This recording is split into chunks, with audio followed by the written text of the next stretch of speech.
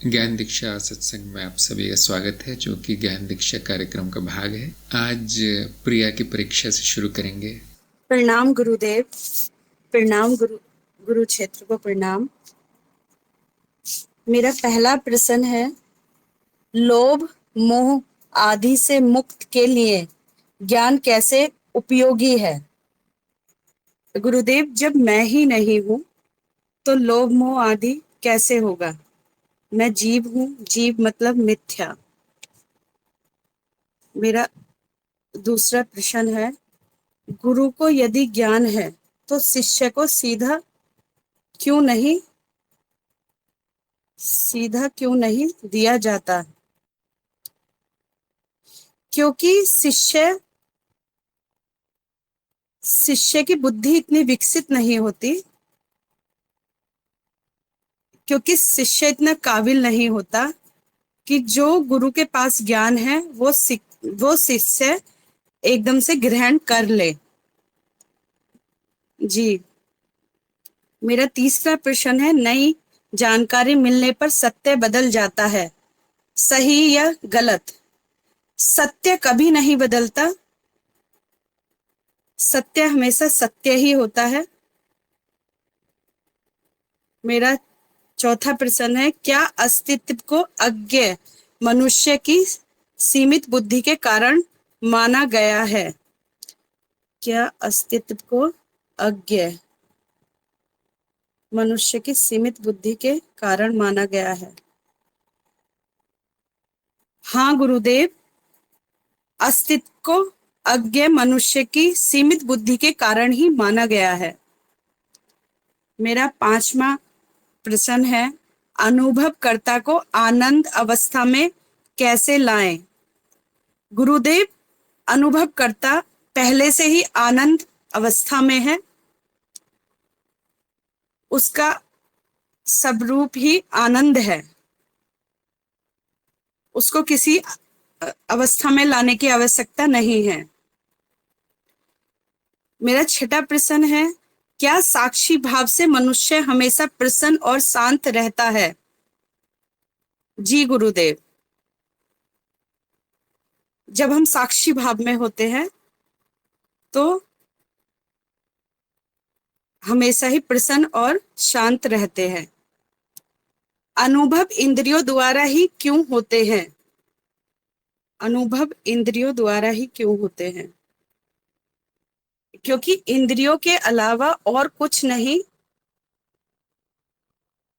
अनुभव करने को, क्योंकि इंद्रियों द्वारा ही अनुभव होते हैं तो और कुछ भी नहीं है अनुभव करने को। मेरा आठवां प्रश्न है, तर्क से एकता क्यों नहीं जानी जाती? क्योंकि एकता को जाना नहीं जा सकता। शून्यता, एकता। गुरुदेव, एकता को जाना नहीं जा सकता, एकता हुआ जा सकता है। मेरा प्रश्न 9 है, माया में ही रहना है तो ज्ञान से क्या लाभ? गुरुदेव, ज्ञान होने पर हमारे दुखों का नाश होता है। जिस मिथ्या को हमने सच मान रखा है और उसके द्वारा जो हमें दुख होता है, ज्ञान होने से मैं दृष्टा हूं, ये जाना जाता है, यह पता चलता है।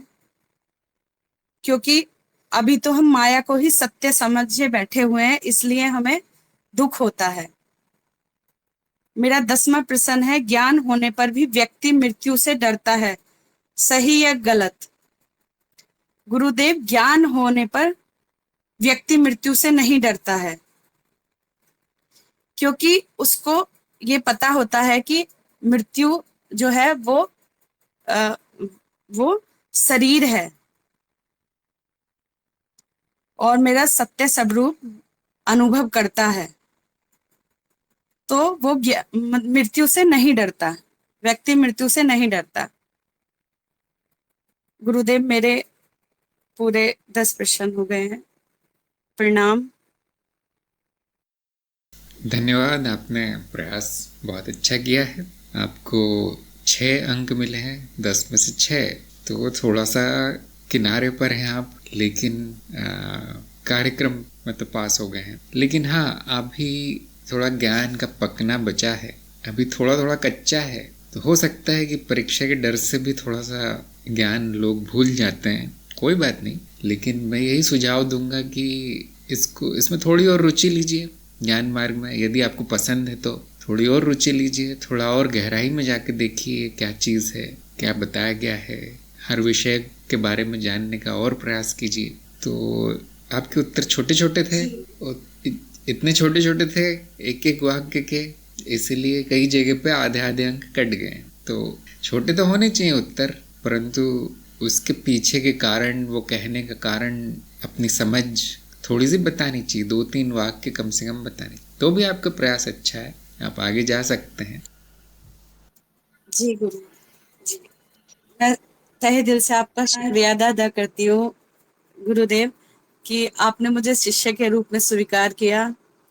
और मैं और लोगों का भी धन्यवाद करना चाहती हूँ। शून्य माँ है सर, क्योंकि गुरुदेव वो मेरी सिस्टर ही हैं। तो जैसा कि हम लोगों का भाव बहुत है एक दूसरे से, क्योंकि मैंने उनका वो रूप देखा है जो एक बहन का होता है, तो मैं उनसे नहीं ग्रहण कर पाती। वो मुझे बहुत कोशिश करती हैं, लेकिन मैं उनको उस रूप में देख ही नहीं पाती।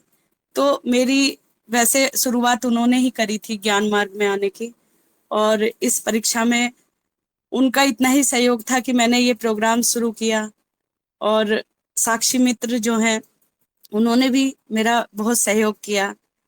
और कणिका जी हैं, मेरे ईमेल आईडी में बहुत प्रॉब्लम थी, उन्होंने भी मुझे ज्यादा टेक्नोलॉजी नॉलेज नहीं है, बट सभी का तहे दिल से मैं शुक्रिया अदा करती हूँ। और आगे मैं कभी, बस गुरुदेव आप अपना हाथ मेरे सर पे रखिएगा। मैं सच में ही मुक्ति चाहती हूँ, मैं सच में ही परेशान हूँ। मुझे नहीं पता मुझे परेशानी क्या है। मेरी स्थिति ये है कि ना मैं खुश हूँ और ना मैं दुखी हूँ। मुझे खुद अपनी स्थिति समझ में नहीं आती। बस प्रणाम गुरुदेव। कोई नहीं, आपकी प्रगति बहुत अच्छी हो रही है। और अब ये मन से निकाल दीजिए कि मैं परेशान हूँ, मेरी स्थिति ठीक नहीं है। सब आप तो अनुभव करता है, आप ही ने बताया। ये ध्यान रखेंगे तो हर स्थिति में खुश रहेंगे। आप ही ने बताया मनुष्य प्रसन्न रहता है। तो अब ये साक्षी भाव की साधना करते रहिए, आप आगे बढ़ेंगे, इसमें कोई शक नहीं है मुझे। और शून्य जी का साथ है, आप कितना, देखिए भाग्य है आपका कि आपके परिवार में ही एक गुरु है। कितनी बड़ी आपकी ये किस्मत है। आप उसका लाभ उठाइए, सानिध्य में रहिए, जो कि आप रहते ही होंगे आश्रम में और कार्य कर रहे हैं आप, तो उससे आपकी प्रगति 10 गुना हो जाएगी। तो आप इस मार्ग में आ गए हैं, अब चलते रहिए। कुछ और करना नहीं है, कोई और विशेष कार्य नहीं बचा है अब जीवन में। तो शून्य से थोड़ा इस बारे में चर्चा करते रहिए, जहाँ पर भी आपको शंका हो, आपकी समस्या हो, जो भी हो। और ये सत्संग तो है ही। तो अब हम प्रश्नों पे चर्चा कर लेते हैं। थोड़ा बताना पड़ेगा मुझे आज। और यदि किसी और के प्रश्न हैं, सत्संग के शंकाएं हैं, तो वो बीच में लिख सकते हैं यहाँ पर। तो इनका पहला प्रश्न था, लोभ मोह आदि से मुक्ति के लिए ज्ञान कैसे उपयोगी है। तो मैंने इनको आधे अंक दिए, लेकिन लगता है कि अभी यहाँ पर इतनी स्पष्टता आई नहीं है। फिर भी आधे अंक इसलिए दिए क्योंकि प्रयास तो किया इन्होंने। ज्ञान में यही जाना जाएगा, ज्ञान होने के बाद यही जाना जाएगा कि मैं तो मुक्त हूँ। अब इस जीव में जो भी गुण दोष पाए जाते हैं वो मेरे नहीं। लेकिन क्या ये एक तरह का बहाना है गुण दोषों को बनाए रखने का इस जीव में? नहीं, ये तो जाना ही जाता है कि ये सब मेरे नहीं है। लेकिन बुद्धि ये भी कहती है कि ये ठीक भी नहीं है, व्यवहारिकता के लिए ठीक भी नहीं है। यदि कुछ दोष दिखते हैं तो जीव में, तो उसको दूर करने का कार्य अपने आप शुरू हो जाता है। क्योंकि साक्षी भाव है तो व्यक्ति देख नहीं पाएगा कि मेरे अंदर या इस जीव के अंदर भी, ये जीव ही नहीं देख पाएगा, क्योंकि वो प्रकाशित हो रहे हैं, अब वो छुपे नहीं हैं अंधकार में दोष। तो वो अपने आप शुद्धिकरण शुरू हो जाता है। कुछ लोग कहेंगे ऐसा कि हाँ ज्ञान उपयोगी है, थोड़ा बहुत उपयोग है उसका, ऐसा सामने आ जाता है जो भी है, तो उसका भी ज्ञान हो जाता है कि ये अशुद्धियाँ हैं ये सारी। और जिसकी इच्छा वो कर सकता है। लेकिन जो पूरी तरह से ज्ञान में लीन है वो ध्यान नहीं देते कि ये जीव में क्या है क्या नहीं, क्योंकि उनको पता है कि ये तो मिट्टी है, मिट्टी में ही जाने वाला है, ठीक करके क्या होगा, उसका त्याग ही हो जाता है। और इसको हम कहते हैं विरक्ति। विरक्ति आ जाती है कि जो है बिल्कुल ठीक है, हाँ अति नहीं होगी, इतना बताया जा सकता है। छोटे मोटे गुण दोष बच भी गए इस जीव में तो उस जीव के साथ ही चले जाते हैं, कुछ रहता नहीं। तो ज्ञान मार्ग में आनंद अवस्था पे ज़्यादा जोर है, ना कि शुद्धिकरण पे। लेकिन कुछ लोगों को लगता है कि नहीं, ये इसका भी कुछ करना चाहिए जीव का, तो वो शुद्धि कर देते। शुरू में ही कार्यक्रम में कहा गया कि यहाँ कुछ मिलेगा नहीं व्यवहारिकता में, यह सांसारिक लाभ मिलेगा नहीं। तो ये जीव की उन्नति, जीव का सुधार, ये ज्ञान मार्ग के अनुसार सांसारिक कार्य है, क्योंकि जीव को सत्य मान लिया गया है। तो यही प्रिया ने बताया कि ये तो है नहीं, मैं तो वो हूँ नहीं, सत्य तो है नहीं। तो बहुत ज़्यादा नहीं, इसमें पागलपन की हद तक नहीं सुधार उधार करना है। जहाँ इस जीव को कष्ट हो रहा है उतना हटा देना है बस। बहुत ज़्यादा गुण भी नहीं चाहिए हमें, दोष तो किसी को नहीं चाहिए। तो सबको अपना अपना निर्णय लेना है इस बारे में कि इस मिट्टी के पुतले का क्या करना है अब, क्योंकि ये तो एक माध्यम था स्वयं तक पहुँचने का। हम कहते हैं ना उपकरण है, उपकरण का कार्य होने के बाद उससे ज़्यादा कुछ करना नहीं होता हमें। लेकिन हाँ, इसका थोड़ा बहुत ध्यान रखना चाहिए मनोशरीर यंत्र का, क्योंकि हो सकता है कि अब कितना काम का ना हो लेकिन किसी और काम आ जाए, हो सकता है। और जब ये विचार आता है मन में तो हम कहते हैं उस व्यक्ति में, उस उपकरण में गुरु भाविता आ गई है, उसमें बोधिसत्व वृत्ति आ गई है। अब ये बड़ा विषय है इसमें, इसलिए यहाँ रुकना ही अच्छा है। नंबर 2, गुरु को यदि ज्ञान है तो शिष्य को सीधा क्यों नहीं दिया जाता? तो मैंने इनको आधे अंक दिए क्योंकि इन्होंने बहुस्तरीय ज्ञान वाला भाग बताया कि कभी कभी शिष्य तैयार नहीं होता है, समझ नहीं पाता ये सब क्या है, माया, अनुभव करता या अस्तित्व, ये क्या होता है, क्योंकि वो वहां तक अभी तक पहुंचा नहीं है कि ये सब जान भी पाए। उसको सीधा बता दिया जाए तो भी कुछ समझ पाए, हो सकता है ऐसा। लेकिन जैसा कि मैंने बहुस्तरीय ज्ञान वाले भाग में ही बताया था, ये ज्ञान मार्ग बहुस्तरीय नहीं है, यहाँ सीधा ही दिया जाता है। ये प्रश्न गलत है, आपको मतलब उलझन में डालने के लिए प्रश्न किया गया है, ये बात हमेशा ध्यान में रखिए। ज्ञान मार्ग सीधा मार्ग है, यहाँ सीधे ज्ञान दिया जाता है। विफल होने पर ही गुरु निचले स्तरों पर जाएगा, विफल होने पर, और वो भी गुरु पर निर्भर है। वो हो सकता है वो कहेगी मैं तो कुछ नहीं कर सकता, मैंने प्रयास कर लिया बताने का, आपको नहीं समझ में आया, कोई बात नहीं, कुछ और कर लो। कई बार पीछे छुड़ा लेते हैं गुरुजन, कई बार करुणा, दया, प्रेम के कारण वो सिखाने लगते हैं नीचे का भी कि हाँ ऐसी शुद्धि कर लो, वैसी बुद्धि बढ़ा लो, ये लिखना सीख लो, बोलना सीख लो, ये सब जो भी ज्ञान के लिए उपयोगी है वो सिखाना शुरू कर देते हैं। कभी कभी दूसरे मार्गों का भी सिखाना शुरू कर देते हैं या फिर दूसरे मार्गों में भेज देते हैं। तो सीधा ही दिया जाता है। देखिए ज्ञान तो सीधा ही होगा, भले ही वो शिष्य तैयार हो ना हो तैयार, तो वो तैयार करना पड़ता है, उसके बाद सीधा होता है, कोई तरीका ही नहीं। नंबर 3, नई जानकारी मिलने पर सत्य बदल जाता है, सही या गलत? इनको पूरे अंक मिले इसमें, क्योंकि इन्होंने कहा नहीं, सत्य नहीं बदल सकता। लेकिन जैसा कि मैंने बताया कि शायद परीक्षा की टेंशन की वजह से इतना कुछ बता नहीं पाए वो कि क्यों ऐसा क्यों है। इस सत्य के बारे में कम से कम स्पष्ट है इनको कि नहीं, वो बदल नहीं सकता। लेकिन बहुत सी जगह ऐसा देखा जाता है, आपका रोज का ये अनुभव होगा कि व्यक्ति एक बात को सत्य मान के बैठा होता है, उस पर कर्म कर रहा होता है, 100% उसको विश्वास होता है कि यही सत्य है। लेकिन कहीं से कोई और जानकारी मिल जाती है उसको, उस घटना के बारे में, उस व्यक्ति के बारे में, उस जो भी सच माना था उसने, अब जो नई जानकारी है उसको सच मान लेता है वो कि हाँ मैंने जान लिया, अब ये सच है। पुराना क्या हुआ, कुछ नहीं, भुला दिया जाता है, वैसे गलती हो गई कहता है कभी कभी। तो क्या सच बदल गया? अब पहले पुराना सच था, अब नया सच। ये आप लोग देखते होंगे आपके रोज के जीवन में, व्यवहारिकता में, संसार में, जो दर्शन शास्त्र में इतने रुचि नहीं रखते, उनके लिए सच ऐसा ही होता है, बदलता रहता है कि आज ये ठीक है, कल वो ठीक है। लेकिन ज्ञान मार्ग की दृष्टि से जो पहले माना गया था वो भी झूठ था, जो अभी मान लिया गया है नई जानकारी के प्रकाश में वो भी झूठ होगा। उसकी भी संभावना 50-50% ही है, क्योंकि हो सकता और नई जानकारी मिल जाए कहीं से। ध्यान रखिए, मैंने जानकारी शब्द उपयोग किया है यहाँ पे, ज्ञान नहीं। क्योंकि जानकारी का अर्थ थोड़ा सा मोटा मोटा ही होता है, कहीं से सुन लिया गया, कहीं पढ़ लिया गया, किसी ने बता दिया है या देख भी लिया है कभी कभी आंखों से, अप्रोक्ष भी है वो जानकारी, परंतु उसके बारे में फिर एक नई मान्यता बना लेगी। तो सत्य ऐसा नहीं होता। किसी भी जानकारी से अगर वो बदल जाए तो सत्य था ही नहीं, वो तो झूठी था, इसलिए तो बदल गया। तो प्रश्न में इस बारे में पूछा गया था, लोगों के सत्य बदलते रहते हैं, कि ज्ञान मार्ग का सत्य भी ऐसा ही है? कोई नई जानकारी मुझे मिल जाएगी तो क्या जिसे आज सत्य के रूप में जाना गया है, क्या वो बदल जाएगा? तो इसमें एक बड़ी विलक्षण बात है, ये कभी नहीं बदलेगा। कितनी भी जानकारियां मिलती रहे, यहाँ जो सत्य निर्धारित किया गया है वो बदलता नहीं। क्यों? ये जो ज्ञान मार्ग पर है वही जानता है। यहाँ निश्चय 100% है, हर चीज बदल जाएगी, सत्य नहीं बदलेगा।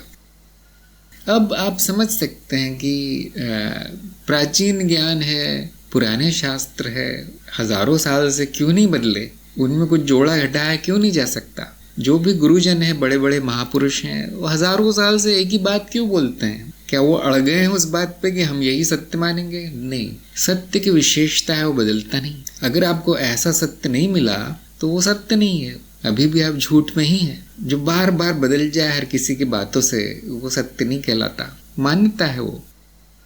तो सत्य के बारे में जानने पर बाकी रहस्य खुल जाते हैं कि भविष्य में भी नहीं बदलेगा। आप कितनी भी प्रगति कर लें, कितनी भी आपकी बुद्धि बढ़ जाए, कहीं भी पहुंच जाए विकास की सीढ़ी पर, आप देखेंगे ऐसा ही। तो सत्य जानने के बाद सारा संघर्ष समाप्त हो जाता है, जब ये निश्चय हो जाएगा, निश्चित हो जाएगा कि अब नहीं बदलेगा। सभी को इस बारे में मनन करना चाहिए। नंबर 4, क्या अस्तित्व को अज्ञेय मनुष्य की सीमित बुद्धि कारण माना गया है? तो इनका उत्तर था कि हाँ, सीमित बुद्धि कारण माना गया है, लेकिन ये गलत उत्तर है, इनको 0 मिला इसमें। अस्तित्व को अज्ञेय इसलिए नहीं माना गया है क्योंकि बुद्धि की सीमा है। ये बात अलग है कि बुद्धि की सीमा है, ये बात अलग है, परंतु अस्तित्व को अज्ञेय कहने का सही कारण ये है कि अस्तित्व में जानने योग्य कुछ नहीं है, अस्तित्व 0 है। हाँ, देखिए अजय का आ गया उत्तर। इतना बोल देना चाहिए था प्रिया को, वो 0 है, उसमें क्या जानोगे? 0 में ज्ञान भी 0 है। लगता है ये तो बड़ी दुर्भाग्य की बात है कि मैं तो ढूंढने गया था सारा ज्ञान, यहाँ तो 0 मिला, लेकिन यही सत्य है। और ये दुर्भाग्य नहीं, आपको सौभाग्य नहीं, तो जानने के लिए तो पहाड़ है फिर यहाँ पर। जो प्रतीत होता है, जिसका ज्ञान होता है, जो प्रतीत होता है उसी का ज्ञान होता है, अनुभव का ही ज्ञान होता है, तो वो तो अनंत है। और ये बड़ा दुर्भाग्य है कि जो अनंत है उसका ज्ञान भी अनंत होगा, जिसको हम विज्ञान कहेंगे, और मनुष्य की बुद्धि के बाहर है वो। आप कई जन्म बिता देंगे तो भी वो समाप्त नहीं होगा, सब कुछ नहीं जाना जाएगा। इसलिए उस दृष्टिकोण से भी अज्ञेय है। मैं कितना जानता हूँ माया के बारे में, ये अगर हिसाब लगाया जाए तो आप देखेंगे 1% भी नहीं है, आधा प्रतिशत भी नहीं है। वो जो भी जानकारी है, जो भी ज्ञान है, जो भी विज्ञान है माया का, हमेशा बदल जाता है। जो विज्ञान के छात्र हैं जानते होंगे, हर 20 साल 50 साल में हर चीज़ बदल जाती है विज्ञान में। 100 साल पहले ये सत्य था, अब वो सत्य है। ठीक 6 महीने बाद नई खोज हो जाती है, पुराना छोड़ दो, अब ये नया सत्य है। लेकिन वो वैज्ञानिक इतने समझदार है कि उसको सत्य नहीं कहते, उसको सिद्धांत कहते हैं कि ये सिद्धांत काम का है, जो नया आया है वो काम का है, ऐसा कहते हुए पाए जाते हैं।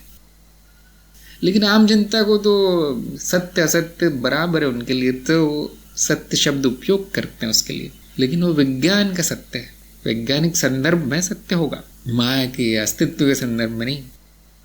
क्योंकि अस्तित्व 0 है, उसका ज्ञान 0 है, इसलिए वो अज्ञेय के वर्ग में आ गया। जैसे अनुभवकर्ता भी अस्तित्व ही है, वो भी अज्ञेय की श्रेणी में आ गया। क्या माया ज्ञान संभव है? आप देखेंगे वो अनंत है, इसलिए वो भी अज्ञेय की श्रेणी में आ गया। और माया क्योंकि अस्तित्व ही है, परिवर्तनशील संभावना, इस तरह से दोनों दृष्टिकोणों से अज्ञेय है। अब आप ध्यान दीजिए, आपके पाठ में एक जगह बताया गया है जानने योग्य क्या है, ऐसा एक जगह आया है आपके पाठ में कहीं, और वहां पे बताया गया है कि जो भी अनुभव में आ सकता है वो जानने योग्य है, 0 नहीं आ सकता अनुभव में, इसलिए वो जानने योग्य नहीं है। तो फिर उसके बाद ज्ञात, अज्ञात और अज्ञेय की श्रेणियां बताई गई हैं कि 3 तरह के ज्ञान होंगे। ज्ञात, अज्ञात और अज्ञेय। अब इनको ज्ञान कहना भी ठीक नहीं, क्योंकि ज्ञात ही ज्ञान है, बाकी तो अज्ञात तो ज्ञान नहीं कहलाएगा और अज्ञेय भी ज्ञान नहीं कहलाएगा। लेकिन उसका ज्ञान यही है कि ये अज्ञात है, अज्ञेय का ज्ञान यही है कि ये अज्ञेय है। यही निश्चय होगा। आप जब लिखेंगे अंत में कि क्या निर्णय निकला अस्तित्व के बारे में, तो यही लिखेंगे बड़े बड़े अक्षरों में, ये सब अज्ञेय है और ये वाक्य ही आपका ज्ञान है, नकारात्मक ज्ञान। तो यदि मनुष्य की बुद्धि अनंत भी हो जाए तो भी वो अज्ञेय है, क्योंकि वह जानने का कुछ है नहीं। बुद्धि माया तक सीमित है, माया को थोड़ा बहुत जानती है। कितना? थोड़ा बहुत। जो मनुष्य की उत्तरजीविता की कामगा है, जो उसकी इंद्रियां ग्रहण कर लेती हैं, जो उसके उपकरण ग्रहण कर लेते हैं, वो कहता है मेरा ज्ञान है। वो ज्ञान नहीं है, कुछ बनावटी दिखावटी मिथ्या है, काम आ रही है उसके, इसलिए उसको ज्ञान कहता है। कोई बुराई नहीं है, जरूर कहें ज्ञान। आम भाषा में ज्ञान का यही अर्थ है।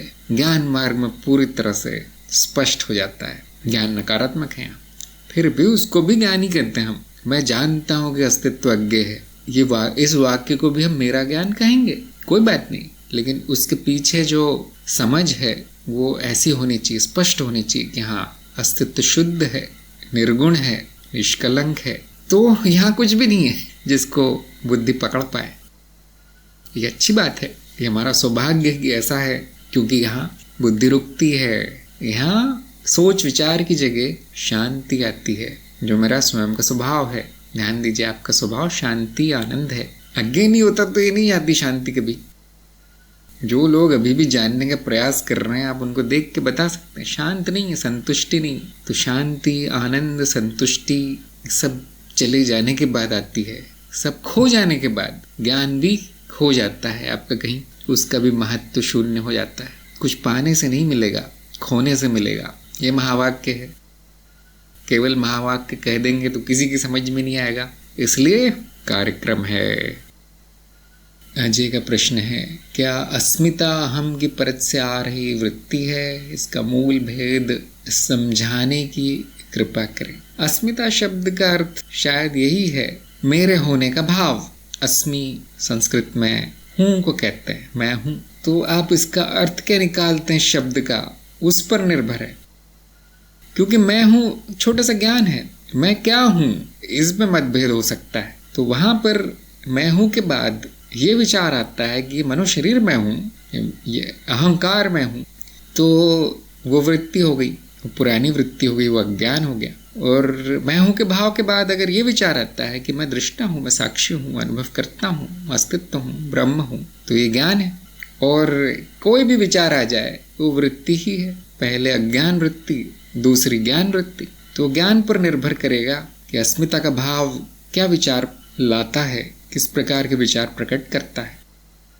तो हम अक्सर ये शब्द उपयोग ही नहीं करते, क्योंकि हाँ थोड़ा सा टेढ़ा शब्द है। अहम भाव बड़ा काफी सटीक शब्द है। अहम भाव, जिसका कि अर्थ ही स्पष्ट है कि यहाँ पे अज्ञान है पूरी तरह से। और साक्षी भाव बड़ा स्पष्ट शब्द है, जिसका अर्थ है कि यहाँ ज्ञान है, पूर्ण रूप से ज्ञान है। और अस्मिता बीच में है कहीं कि आप उसका क्या अर्थ निकालते हैं, आपके गुरु, आपका मार्ग, उसका क्या अर्थ, क्योंकि शब्दों को तो अर्थ देने पड़ते हैं, होते तो नहीं। तो आप दे सकते हैं उसको कोई अर्थ, और आप देखते हैं कि अहम भाव और साक्षी भाव से मेरा काम चल रहा है, बड़े सटीक शब्द है। तो दूसरा शब्द लाने की क्या जरूरत है, जो कि उलझन पैदा करे, जो कि समझ की आपकी स्पष्टता में मिट्टी घोल दे, अस्पष्ट कर दे सब कुछ। तो ऐसे शब्द छोड़ दीजिए, उसका कोई अर्थ नहीं है।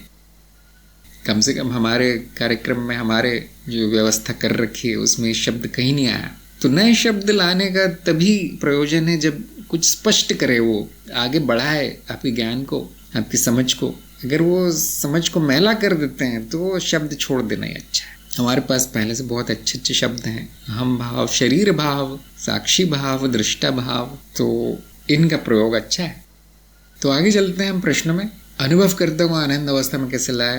पूरी तरह सही जवाब आया इनका, मुझे कुछ कहना नहीं पड़ेगा। क्या साक्षी भाव से मनुष्य हमेशा प्रसन्न और शांत रहता है? तो इनको आधे अंक मिले इसमें, क्योंकि इन्होंने कहा हाँ वो प्रसन्न और शांत रहता है। लेकिन अभी आप बोल नहीं सकते कुछ, क्योंकि आपका चरण 4 अभी अभी शुरू हुआ है, आप साक्षी भाव को अभी जाना नहीं है। साक्षी भाव की साधना कीजिए, 3 महीने कम से कम मेरे साथ कीजिए, तो आप जान पाएंगे क्या होता है व्यक्ति का साक्षी भाव में, है ना। ज्ञान अनुभव से आता है, प्रयोग से। ऐसे तो हम बोल सकते हैं, किसी को अच्छा लगे सुन के इसलिए बोल सकते हैं, हाँ साक्षी भाव में रहो, प्रसन्न और शांत रहोगे, लेकिन सच्चाई कुछ और है। इसलिए मैंने आपको आधे अंक दिए, क्योंकि पूरी तरह से उस मनुष्य पर निर्भर है। यहाँ मनुष्य शब्द आया है, मनुष्य पर निर्भर है कि उसके चित्त में क्या है, प्रसन्न रहेगा या शांत रहेगा, या क्या रहेगा, दुखी रहेगा और अशांत रहेगा। हो सकता है कि सबका इसमें एक जैसा उत्तर ना है।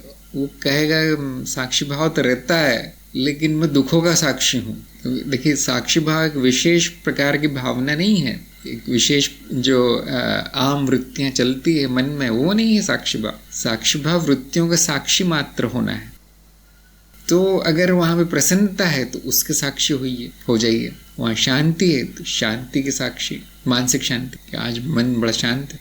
और दुख है, दुख का साक्षी, अशांति है, अशांति का साक्षी, प्रसन्नता है, प्रसन्नता का साक्षी।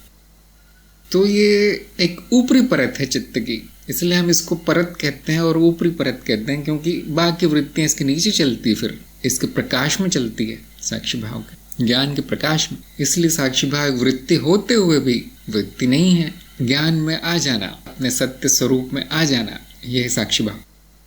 क्या उससे हमेशा प्रसन्न और शांत रहता है? कोई गारंटी नहीं है। मैं सबका अपना अपना अनुभव होगा इसमें। मैं अपना बता देता हूँ कि अगर वो दुख है, वहाँ दुख की वृत्ति चल रही है और साक्षी भाव आता है कि ये सब क्या चल रहा है मन में, मैं तो दृष्टा हूँ, तो थोड़ी देर बाद वो शांत हो जाता है जो भी चल रहा है। दुख का क्या अर्थ है? नकारात्मक विचार होंगे, भावनाएं होंगी, या कुछ और होगा, किसी न किसी कारण से होगा, कोई इसके पीछे कोई ना कोई इच्छा होती है। आप थोड़ा ध्यान देंगे, साक्षी भाव का अगर प्रगाढ़ हो जाए, गहरा हो जाए, देखेंगे कोई ना कोई इच्छा होती है जो इस प्रकार के दुखपूर्ण विचार या भावनाएं पैदा कर रही होती, तो वो भी देख ली जाती है। फिर उसकी व्यर्थता, उसकी मूर्खता देख ली जाती है और थोड़ी देर बाद वो शांत हो जाता है, अगर आप दुख के साक्षी हो जाएं।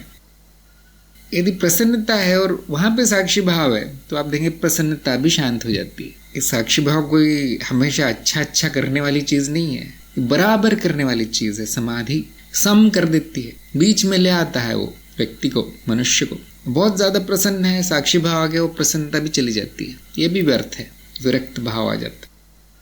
तो सबका अपना अलग अलग इसमें अनुभव होगा। आपके काम का क्या है वो आपको देख लेना है कि मेरे काम का क्या है। साक्षी भाव बराबर कर देगा हर चीज़, समभाव, समचित्त, समान। इसलिए बहुत ज़्यादा उम्मीद नहीं लगानी चाहिए कि साक्षी भाव बहुत बड़ा चमत्कार हो जाएगा। कोई चमत्कार नहीं। अंशु कुमार ने लिखा है, जो कुछ भी होता है एक तरफ तो वो होता रहता है और दूसरी तरफ स्वयं के प्रति होश भी बना रहता है। ध्यान दोनों तरफ रहता है, और दृश्य पर भी और दृष्टा पर भी। ये तो हमेशा नहीं रहता है, कभी कभी रहता है। तो क्या स्थिति सही है? हाँ बिल्कुल सही है, कोई बात नहीं, कभी कभी रहे, ये भी बहुत बड़ी उपलब्धि है आपकी, कभी कभी रहता है। क्योंकि इस पृथ्वी पर जितने मनुष्य हैं उनमें अधिकांश में कभी नहीं रहता, उनको तो पता भी नहीं कि ऐसा कुछ होगा।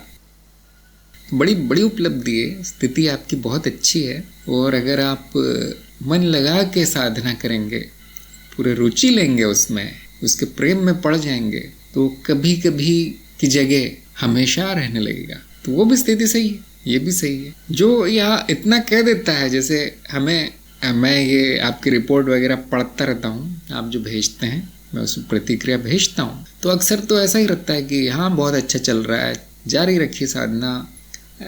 अगर आपने उसमें वो भी लिख दे कि 1 घंटे साक्षी भाव था मेरा इस हफ्ते, तो भी यही प्रतिक्रिया रहती मेरी, हाँ अच्छी है, चलने दो, क्योंकि बड़ी उपलब्धि है।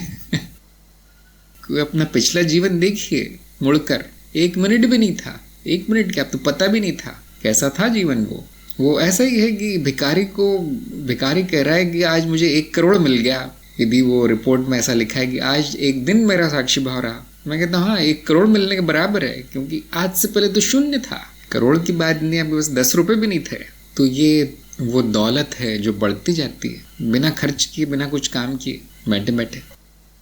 हाँ अंशु ने लिखा है बढ़ रहा है, हाँ कभी बढ़ेगा कभी घटेगा। जैसे कि इन्होंने कहा है, स्थितियाँ प्रभावित करती है ना मन को। कभी ऐसी स्थिति आ जाएगी कि वो छोड़ो साक्षी भाव पहले काम करो, बिल्कुल सही है, ऐसा ही होना चाहिए। क्योंकि ये विचार आ जाए मन में अरे ये तो स्थिति ऐसी बुरी है कि मुझे साक्षी भाव में नहीं रहने देती, तो वो भी तो एक विचार ही है, ऊपर से नकारात्मक है, दुखपूर्ण है। क्या उसने आपकी शांति बढ़ाई? क्या उसने आपका आनंद बढ़ाया?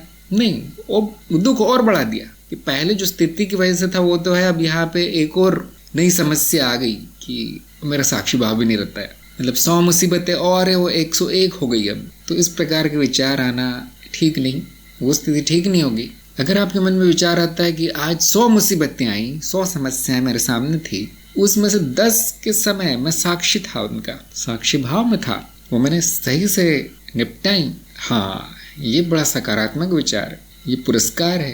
अब स्वयं को पुरस्कार दे रहे हैं, खुद की पीठ थपथपा रहे हैं, हाँ अच्छा कार्य किया मैंने, तो ऐसे हौसला बढ़ता है उसका, मन का, उसका हौसला बढ़ाना है। हाँ अच्छा किया, आज 10 मिनट साक्षी भाव रहा। बुरी परिस्थिति होने पर भी ऐसे आप प्रेम से कार्य करेंगे तो और बढ़ेगा। रोज खुद को गालियां देना कि मेरा क्यों नहीं रहता, बाकी सब करता है, मैं इसमें क्या है, मेरे में क्या कमी है, यहाँ पे मेरा तो आ ही गया है, साक्षी भाव तो चला ही गया है, मैं क्या करूँ कि मेरा आ जाए साक्षी भाव, कल से हो जाए। यहाँ पर भी तो अहम भाव आ गया है, ये विचार भी तो अंधकार में ही हो रहे हैं, साक्षी भाव में रहने के विचार ही अंधकार में हो रहे हैं, तो फिर कैसी साधना कही जाएगी? इस साधना में तो दोष आ गया है। तो ऐसे अपना दृष्टिकोण अच्छा रख लीजिए, अच्छा बना लीजिए, प्रेम पूर्ण बना लीजिए कि हाँ मैंने बहुत अच्छा कार्य किया है, मुझे बहुत बड़ा ज्ञान हुआ है, किसी को नहीं है ये चीज़ें। आप उसको अच्छा रूप दीजिए, साधना को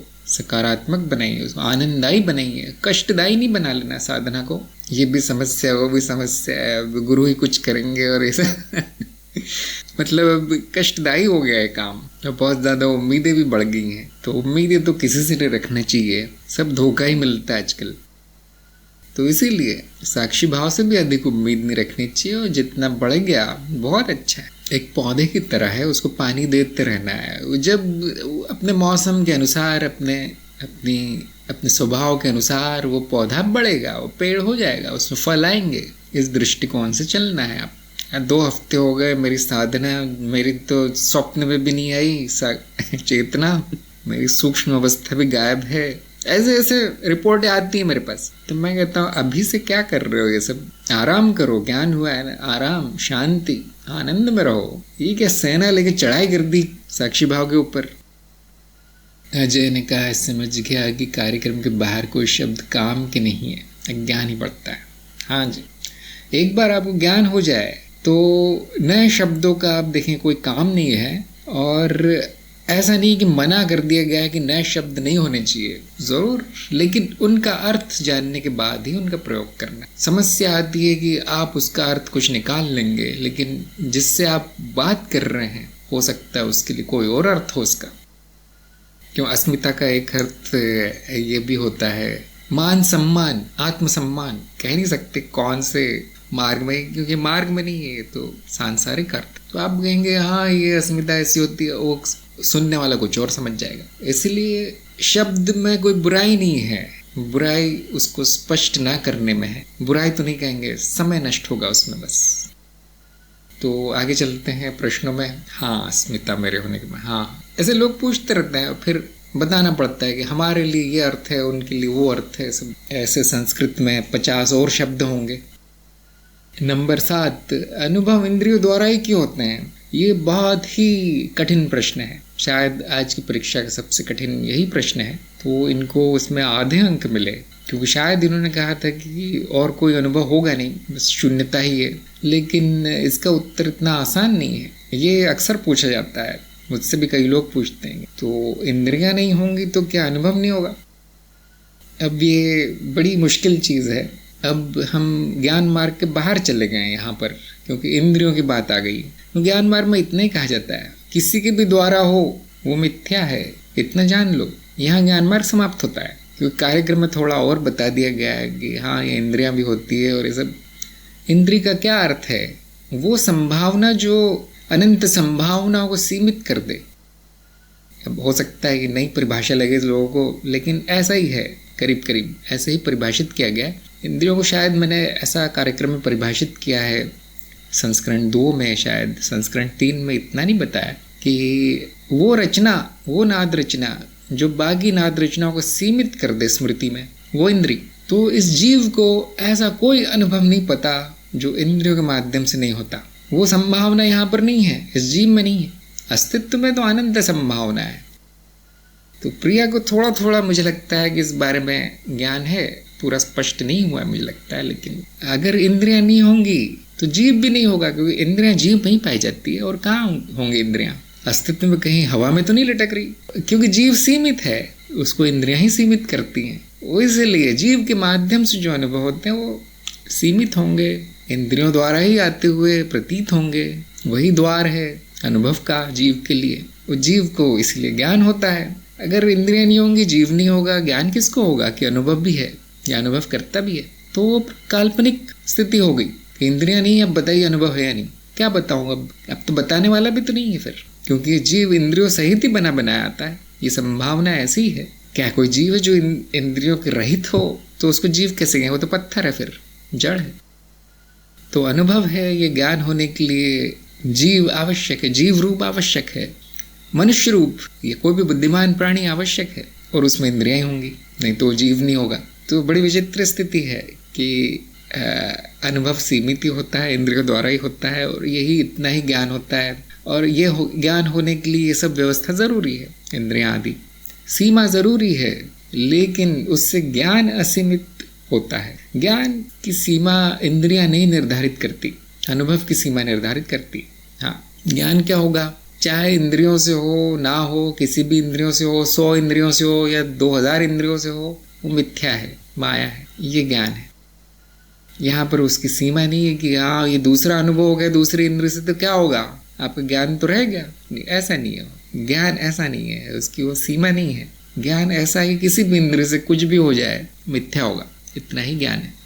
बाकी कल्पना है कि ये इंद्रिय नहीं होती तो क्या होता, अस्तित्व में क्या हो? अस्तित्व में तो कुछ भी होता है, सारी संभावना है। यहाँ पे अर्थपूर्ण पूछना ये है कि अगर इंद्रियां नहीं होती तो किसको होता ज्ञान, किसके द्वारा होते? क्या वो अर्थपूर्ण होते?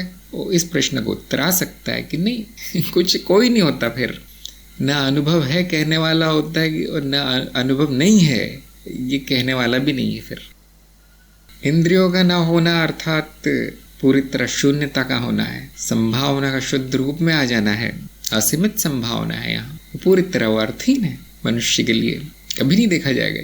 तो क्या इंद्रियों के बिना अनुभव नहीं है? अज्ञेय है, अज्ञेय है। जो ज्ञात होगा वो इंद्रियों के द्वारा होगा, वो बड़ा सीमित होगा।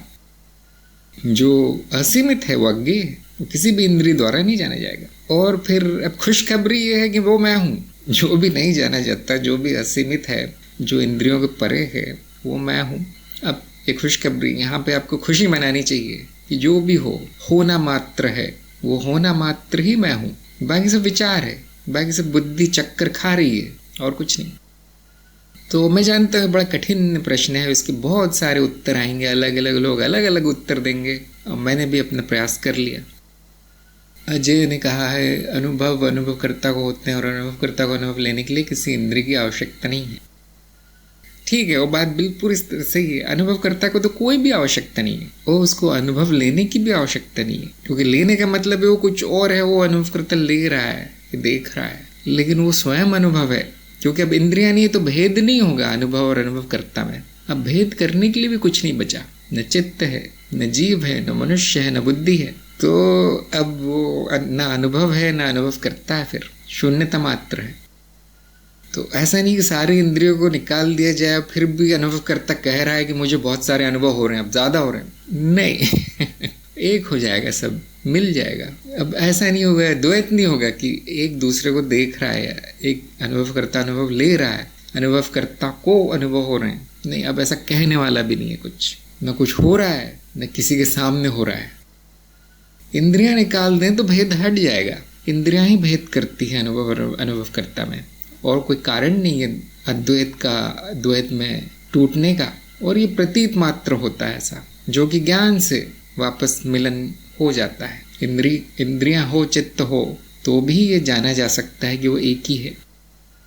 तो जैसा कि मैंने कहा, हाँ, परेशानी में डालने वाला प्रश्न है ये, क्योंकि मनुष्य को ऐसा कोई अनुभव हुआ नहीं जिसमें इंद्रियां ना होती हो। इसमें अज्ञान के अलग अलग स्तर होंगे। जैसे कुछ लोग कहेंगे नहीं, मुझे अपने विचारों का, भावनाओं का अनुभव हो रहा है, वो तो किसी इंद्रिय से नहीं हो रहा है। क्यों कह रहा है वो व्यक्ति? क्योंकि उसको 5 ही जो शरीर पर स्थित है, जो जगत का अनुभव दिलाती है, वो 5 इंद्रिय ही पता है, उसको बाकी नहीं पता कि शरीर के अंदर की अवस्था का ज्ञान कौन सी इंद्रिय देती है, मानसिक इंद्रियां क्या है, सूक्ष्म इंद्रियां क्या है, ये उसने अभी तक जाना नहीं है। अभी उसकी साधना वहां पहुंची नहीं है, न उसे कोई गुरु है शायद। इसलिए मैंने कहा ज्ञान मार्ग के बाहर की बात है, क्योंकि अब इसमें विज्ञान में आपको जाना पड़ेगा, चित्त की रचना समझनी पड़ेगी। प्रति रचना में हम आ गए।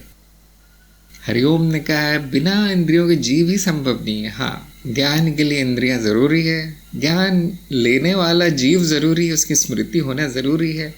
और अगर ये जरूरी है तो भेद हो ही जाएगा द्वैत में। फिर भेद होना भी जरूरी है। तो भेद कैसा होता है? वो अनुभव है, ये अनुभव करता है। पहला भेद यही होता है। और उसके बाद अनुभवकर्ता को भुला दिया जाता है, क्योंकि वहां कुछ दिखता नहीं, इंद्रियों के पकड़ में नहीं आता, वो कुछ है बस, वो बुद्धि की समझ में नहीं आता फिर, क्योंकि बुद्धि तो इंद्रियों पर ही कार्य करती है। और फिर जो दिख रहा है उसको भी बांट दिया जाता है 1000 में, 1 के 2, 2 के 1000। फिर बुद्धि कहती है मैं जो हूँ वो भी वस्तु है। इस तरह से माया आरंभ होती है, संसार आरंभ होता है, जीव और जीवन आरंभ होता है। यह अभी हो रहा है, ये कोई पुरानी बात नहीं है प्राचीन काल की कि ऐसा हुआ था, अभी ऐसा ही हो रहा है। ज्ञान मार्ग में इसको उल्टा कर दिया जाता है, पीछे जाते हैं हम, अनुभव क्रिया की स्थिति में आते हैं कि जो भी हो रहा है, लेकिन सत्य क्या है, उसका नाम हमने रखा है अनुभव क्रिया। ये सब होते हुए इंद्रियां, जीव, भेद, खंड होते हुए भी सब एक है। ये जान लिया, ज्ञान मार्ग सफल हो गया। इतना आपने जान लिया, ज्ञान मार्ग सफल हो गया, कुछ नहीं करना है फिर आपको ये सब ज्ञान भी नहीं चाहिए, इंद्रियों का कुछ उलझन में डालने वाले प्रश्न हैं सब। रेणु ने पूछा है यदि स्मृति में से भाषा का ज्ञान हटा दिया जाए तो क्या हमें विचार आएंगे? जरूर आएंगे। अब वो आवाज़ों के रूप में होंगे, अब वो दृश्यों के रूप में होंगे, अब वो भावनाओं के रूप में होंगे, क्योंकि विचारों के कई प्रकार होते हैं और वो अलग अलग तन्मात्राओं के रूप में आते हैं। अभी तन्मात्रा क्या है वो शायद अब कार्यक्रम में है नहीं इतना। आवाज़ें एक तरह की तन्मात्रा है, स्वाद, गंध, स्पर्श, दृश्य, ये सब तन्मात्रा कहलाती है। जो इंद्रियां हमें बताती है वो तन्मात्रा है। तो भाषा जो है वो 2 तरह की है, लिखित और जो सुनाई देता है शब्द। वो शब्द 2 तरह का है, लिखा गया अक्षर और सुना गया श्रुति शब्द। तो आप देखेंगे विचार दोनों प्रकार से आएंगे। जो लिखा गया है वो भी विचारों के रूप में आता है, दृश्य रूप में। जो सुना गया वो भी आता है। जो सुना गया है उसको आम जनता विचार कहती है, क्योंकि वो शब्द चलता हुआ सा लगता है, चलता हुआ प्रतीत होता है मन में, एक छोटी सी आवाज से प्रतीत होती है। वो गूंजन है जो आपने सुना है, उसकी श्रवण की तन्मात्रा है, उसकी गूंज हो रही है शब्द जो सुना गया है। तो अगर भाषा का ज्ञान नहीं होगा तो इतना मात्र चला जाएगा, बाकी सब चलता रहेगा।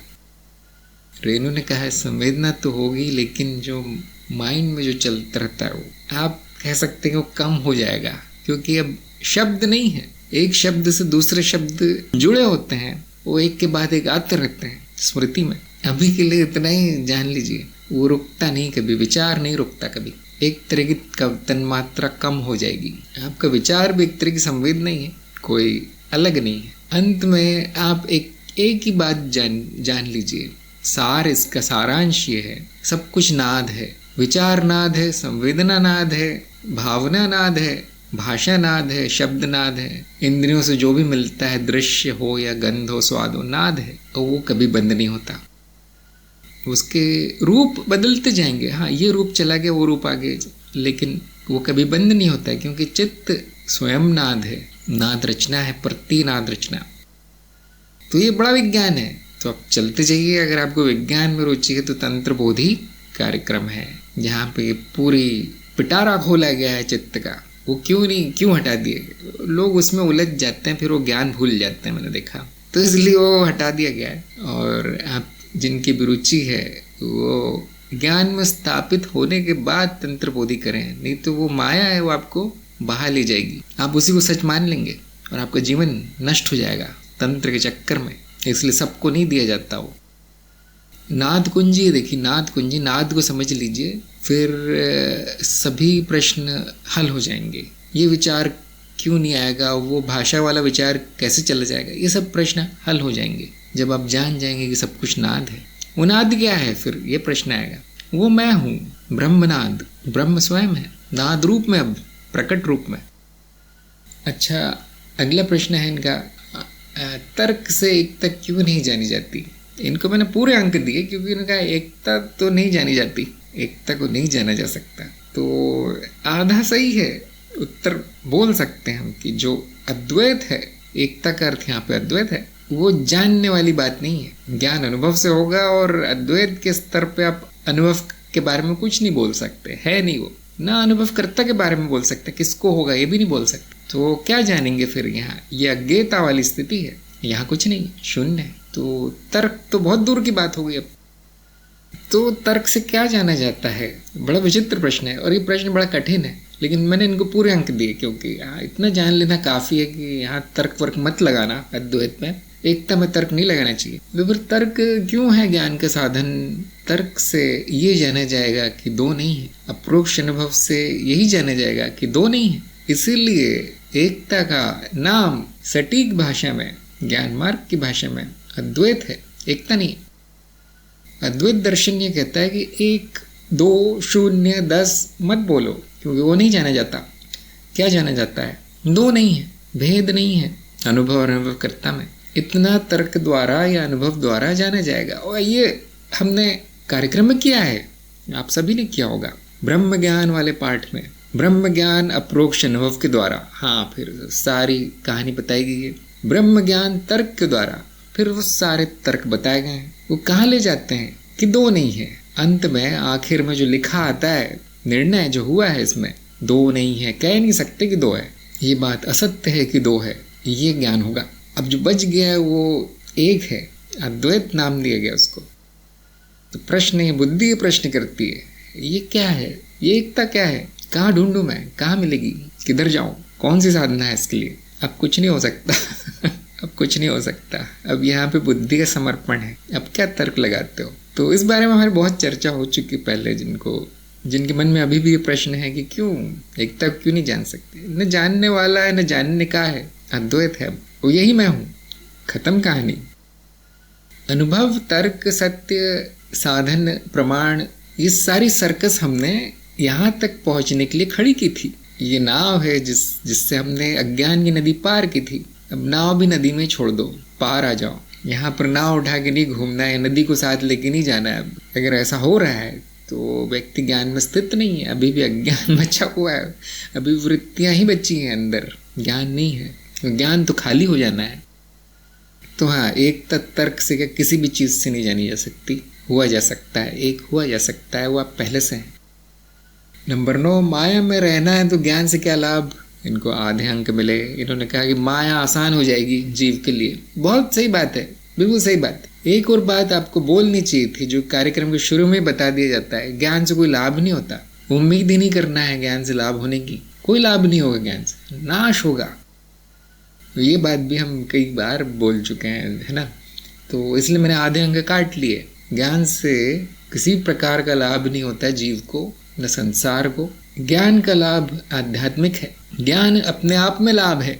हम कहते हैं ज्ञान लाभ होगा आपको, इसका लाभ उठाइए। तो हम ये नहीं कहते कि आप सुखी हो जाएंगे, करोड़पति हो जाएंगे और बीवी मायके चली जाएगी, ऐसा नहीं होगा। कोई लाभ नहीं होगा इसका, जैसा कि आप सोचते हैं वैसा नहीं। आध्यात्मिक लाभ है। फिर भी इसके प्रभाव पड़ते हैं, ज्ञान के प्रभाव पड़ते हैं, वो माया आसान हो जाती है। कुछ लोग इसको लाभ कहेंगे, लेकिन मेरी दृष्टि में वो मूर्खता है वो लाभ नहीं है। माया में आप सुखी हो गए तो माया में फंस जाएंगे, तो उसको त्यागना है, ठीक नहीं करना है। ज्ञान का एक ही लाभ है कि उसे विरक्ति आती है माया से।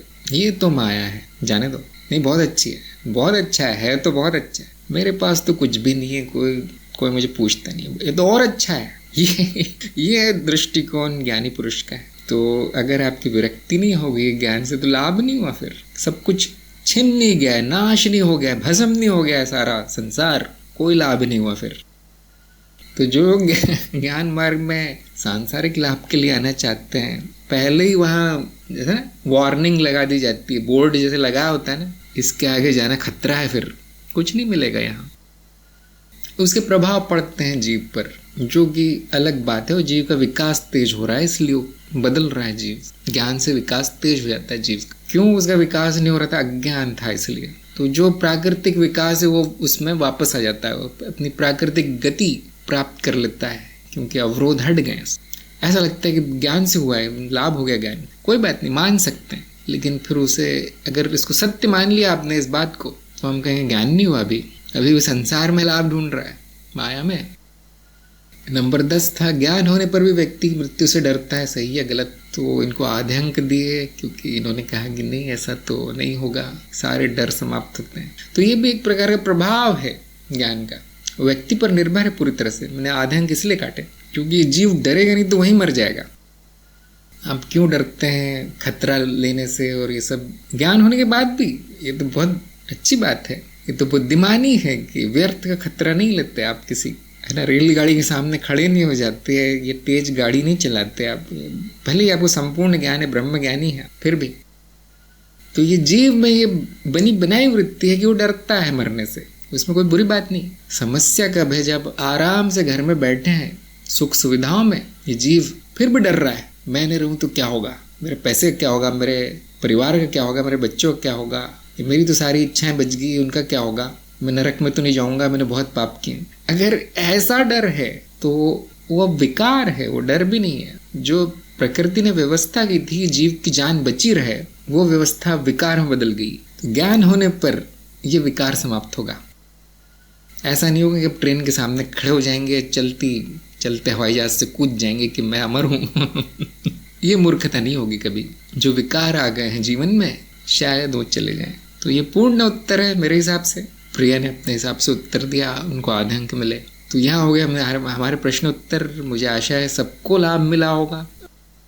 अंशु ने कहा है, मुझे लगता है कि जो ज्ञान में स्थित हो गया वो चेतना पूर्ण हो गया, उसका ध्यान इतना तेज हो जाता है कि वो जिसे भी समझना चाहे उसे आसानी समझ लेता है। माया कैसे काम करती है उसे समझ आने लगती है। अब वह तंत्र बोधी ना भी करे तो जितना आवश्यक होगा माया को जानना, जान ही जाएगा। क्या अनुमान सही है?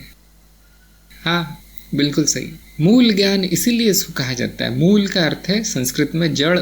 ज्ञान की जड़ यहाँ है। क्या है? मैं, स्वयं, आप स्वयं। जो स्वयं को जान गया उसके लिए कुछ भी जानना आसान हो जाता है। क्यों है अज्ञान? क्योंकि जड़ ही गलत है। इसको हमने कार्यक्रम में मूल अज्ञान कहा है। अज्ञान वाले पाठ में हमने बताया है कि मूल अज्ञान क्या होता है। स्वयं को ना जानना, संसार को सत्य जानना, मानना, तरह तरह की मान्यताएं, कल्पनाएं। व्यर्थ है जीवन। तो वो क्या जानेगा? तो जैसे ही मूल ज्ञान होता है, द्वार खुलता है। अब नदी बह सकती है वहां से ज्ञान की। तो वो जो समझना चाहे आसानी से समझ सकता है। ज्ञानी का समझना सांसारिक व्यक्ति की समझ से पूरी तरह अलग होगा। ज्ञानी की दृष्टि पूरी तरह अलग होती है। तो माया कैसे काम करती है, हाँ बिल्कुल आप समझ जाएंगे। लेकिन वहां भी मान्यताओं का नाश ही होगा। जो अर्धज्ञानी है, जो माया को जानने का प्रयास कर रहा है, उसको सत्य रूप में जानने का प्रयास कर रहा है, इसलिए वो नहीं समझ पाएगा कभी। जैसे मूल ज्ञान हो गया, उसके सामने वो द्वार खुल जाता है। इसलिए ज्ञान ही चाबी है। क्या तंत्र बोधी करने से वो सारी माया जान जाएगा? कुछ नहीं जानता, कुछ नहीं। तंत्र बोधी कार्यक्रम प्रश्नों के उत्तर दिला देता है। अगर आपके मन में कई प्रश्न हैं, वो उनका समाधान आ जाता है। न वो आपको तांत्रिक बना देगा, न आपको माया के रहस्य बता देगा। कुछ माया को कुछ नहीं जाना जा सकता। माया में प्रयोग किए जा सकते हैं। तो जो जीव चाहता है, मनुष्य चाहता है अपनी इच्छा पूर्ति करना। माया में इच्छा पूर्ति है और कुछ है नहीं। यहाँ इच्छाएं और कर्म है, इतनी ही माया है। देखिए मैंने कहा ना, ज्ञानी की दृष्टि अलग होती है। इतना ही है और वही जाना जाएगा। और जो आवश्यक है उसके लिए उतना जानकर वो साधक अपनी इच्छा पूर्ण कर लेगा, शांत हो जाएगा। एक तरह से तंत्र बोधी आपके साक्षी भाव की साधना का ही एक भाग है। अरे मेरा साक्षी भाव नहीं होता, ये नहीं होता, वो नहीं होता। थोड़ा सा खो दो उस व्यक्ति को, पता चलता है उसकी अपूर्ण इच्छाएं हैं। जैसा कि मैंने अभी कहा कि मन अशांत क्यों है, क्यों खो जाता है इधर, उसके मूल में इच्छा होती कोई, वो अधिकतर वो अतृप्त इच्छा होती। इसलिए तो विचारों में चला गया, भावनाओं में चला गया, दुख में, नकारात्मक अवस्था में चला गया। कुछ तो होगा उसके मूल में, क्यों गया? आप हमेशा देखेंगे वो इच्छा होगी, कोई इच्छा पूर्ण नहीं हो रही उस जीव की कुछ। क्यों? जीव अर्थात इच्छाओं को पुतला मात्र है और कुछ है नहीं है। तो मेरा नहीं आ रहा साक्षी भाव, यही विचार आ जाते हैं। अब मूल में इच्छा मिलती है उसके, और अब उपाय है उसका, क्योंकि इच्छा मिथ्या है। इच्छा माया है, इच्छा पूर्ति भी माया है, इच्छा पूर्ति भी मिथ्या है, मिथ्या का इलाज मिथ्या है। अब उसको उपाय दे दिया जाता है। ज्ञान हो गया क्या मुझे? कुछ नहीं, साक्षी भाव आ गया, अपनी सत्य अवस्था मूल अवस्था में वापस आ गया, समाप्त। जिनकी शांति आनंद सीधा नहीं आ रहा है, साक्षी भाव आ नहीं रहा है, क्योंकि कई जन्मों की अतृप्त इच्छाएं हैं, उनके लिए गुरुजनों ने उपाय बताए हैं, और वो उपाय ज्ञान मार्ग के बाहर है, क्योंकि माया से संबंधित है, तो वो तंत्र मार्ग कहलाता है। तंत्र बोधि में उतना बता दिया गया है, एक दो उपाय बता दिए गए, अब कुछ नहीं देगा, वो ज्ञान नहीं देगा तंत्र बोधि किसी तरह का। ज्ञान यहाँ है, ज्ञान दीक्षा सबसे महत्वपूर्ण यही है। बाकी रुचि वाली बात है या आवश्यकता वाली बात है, जैसे कि अंशु ने कहा, आवश्यक होगा तो हाँ जीव कुछ भी कर लेगा, फिर तो आवश्यकता ही आविष्कार की जननी है। तो तंत्र में तरह तरह के आविष्कार कर दिए गए, क्या चाहिए बताओ, ये इससे होगा, वो उससे होगा, यंत्र मंत्र विज्ञान सब कुछ है, व्यर्थ है, पूरी तरह से व्यर्थ है। यदि हम आज आनंद में हैं तो वो सही फल है ज्ञान का। अगर आपको इतना करना पड़ता है कि पता नहीं माया को ही मोड़ दिया आपने, तोड़ फोड़ दिया, बड़ी विचित्र स्थिति है, फिर ये तो मजबूरी का काम है। वो जैसे आप डॉक्टर के पास जाएंगे, हाँ यहाँ दर्द हो रहा है, वहाँ दर्द हो रहा है, अगर एक गोली से हो गया वो तो डॉक्टर भी खुश, आप भी खुश, कुछ नहीं करना पड़ जाता है ना। अब डॉक्टर बोलता है आपका पैर काटना पड़ेगा, आपका ये काटना पड़ेगा, आपकी किडनी निकालनी पड़ेगी, पूरा काट छाट करनी पड़ेगी, उसमें 4 लाख का खर्चा है, 4 साल दवाइयाँ खाने। अब बड़ी मजबूरी का काम है, करना तो है, बड़ी मजबूरी। तो ऐसा ही है, अगर आपका सीधे सीधे आनंद अवस्था में आप आ गए हैं, ब्रह्म अवस्था में, जो कि आपकी सही अवस्था है, एक गोली से बहुत अच्छा है, नहीं तो करो, ये करो, वो करो, तंत्र करो, ऐसा करो, ऐसा करो, ये इसीलिए वो कार्यक्रम रखा गया है। उसका एक और प्रयोजन भी है जो कि यहाँ बताना ठीक नहीं है, वो गोपनीय बात है। तंत्र का मतलब है सब कुछ गोपनीय होगा, 2-3 प्रयोजन है उसमें, लेकिन ज्ञान मार्गियों के लिए है वो केवल। मुझे लगता है आज के प्रश्न समाप्त हो गए हैं, और कोई प्रश्न हो तो आप अगली बार पूछ सकते हैं। तो प्रिया को बधाई, आप आगे बढ़ गए हैं, प्रगति करते रहिए, और सभी लोग प्रगति करते रहें, सत्संग में आते रहें। यहाँ हम सत्संग समाप्त करते हैं। सभी का सत्संग में आने के लिए धन्यवाद।